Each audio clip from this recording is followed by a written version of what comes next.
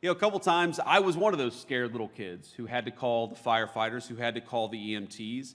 My own mother struggled with opioid addiction for a very large chunk of my life, and I remember when she was having a particularly dark moment and she needed some help. I needed some help.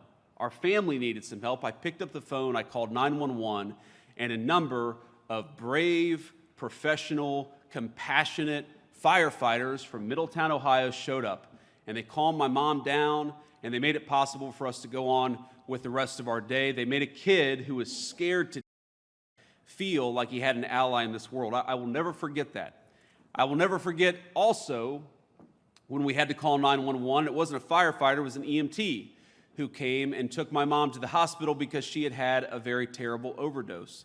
And I remember holding her hand, hoping to God that she would be okay, that she would wake up. We know a lot of our people have not woken up when they have those opioid overdoses, but by the grace of God, my mom did wake up.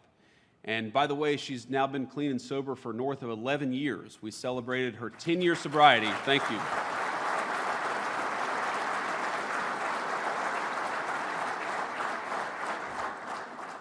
We celebrated her 10 years of sobriety in the West Wing of the White House. What an incredible testament to the American dream that a woman I thought would never live to meet my children is now the best grandmother to those children that they could ever ask for, and we celebrated that sobriety in the People's White House. But that moment, the many moments of second chances that we've gotten with my mom, and I love you, Mom, if you're watching this. She probably is. She watches everything. I don't know why, but she does.